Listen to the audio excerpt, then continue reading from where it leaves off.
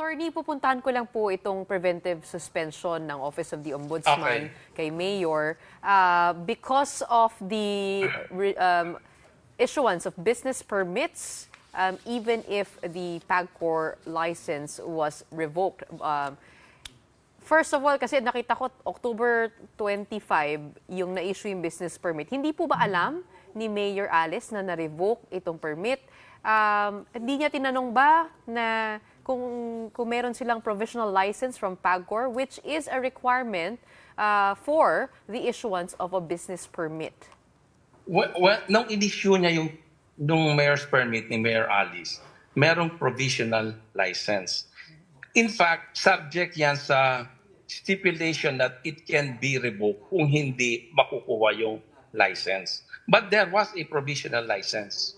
Pero hindi na renew, di ba? Tapos tama po ba yung appreciation namin ng facts, Attorney David, na kumbaga hindi pa paso yung provisional license from PAGCOR, nabigay niya yung permit, pero after Correct. some months, biglang nag-expire, hindi na na-renew. What then happens nga sa business permit ng ganon? Hindi ba automatic na canceled yun? Because that business permit was given, of course, with the assumption na may actual, active, valid gaming license. By operation of law, automatically makakancel dyan kasi yun nga ang condition. But ang issue dito, ang pinag-uusapan, when she issued the mayor's permit, meron bang compliance yung applicant?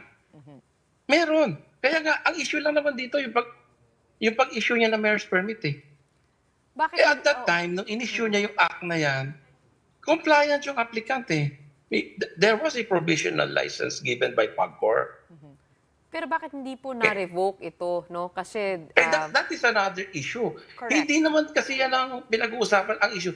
Why did she issue a mayor's permit during the time na nag-apply?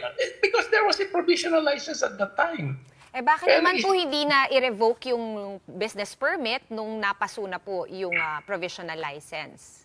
I know that's a different matter, but out of curiosity, would you know why? that is actually the argument of the Office Alam mo, of the Ombudsman.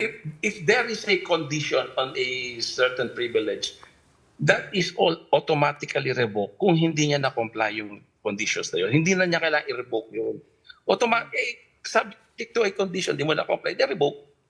Revoke na yun by operation of law. Correct, but this is, this was her former land, a piece of land, as part of the Baofu land development, which she says she has divested from.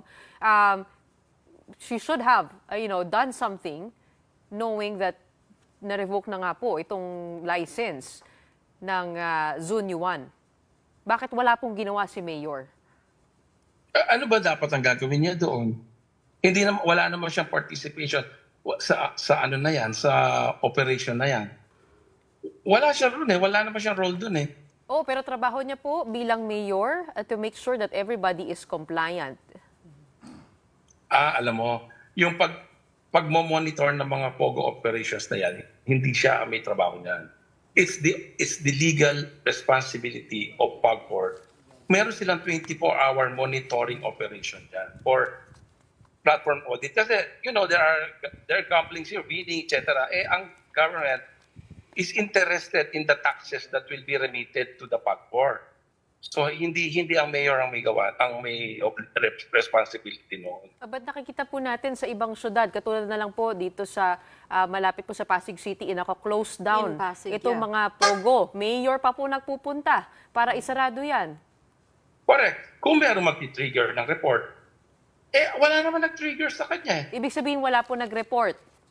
Wala namang report na certain irregularity, illegalities are being perpetrated in that area. Di sana nag-trigger yan, nag-create siya ng team para imbestigahan yan, ipadlock. Makialam ka, mayor, kung makialam ka sa isang negosyo, you will be misunderstood as asking for protection money. Walang trigger. You're saying she was completely unaware that the business was not compliant? Ano yung not compliant? Compliant nga siya eh. No, but you're Kaya nga saying, in-issue ng mayor's permit. but you were saying she was unaware that may problema yung may pogo there. Na na-revoke po. Was she informed? Was she informed? Was there any lead na sinasabing, may illegal dito, allegedly kiniklaim ng PAOK. May ganyan. Was she informed of that? Who informed her para kumilos siya? Kasi you don't expect an executive head na pumunta sa bawat corporation at mag-imbestiga na walang trigger. With all due respect, Attorney David, dumaan lang po ako dyan nung last weekend. No? Sobrang laki niya po sa Google Maps. Hindi lang yon. As everyone has pointed out, it's right behind the munisipyo. 2 times na rin po siya na-raid. Na-raid po siya noong 2023, na-raid din siya noong 2024. Are you saying that wala po siya talaga at all sa radar ni Mayor Go? Nung na-raid dyan, nung 2023 yata yun, di naman 2024. Ito lang yung Correct. 2 beses po. Wala siya. Wala siya doon. Kaya nga nung pinaimbestigan niya, nag-create siya ng team, naka-file na yung case. So, hindi na siya pwede makialam. Out of the country siya noon eh. So, nung nagkaroon ng raid, out of the country siya, nung pagbalik niya, nag-create ng team to inspect, investigate, meron ng cases filed. Hindi na niya pwede pakialaman yun.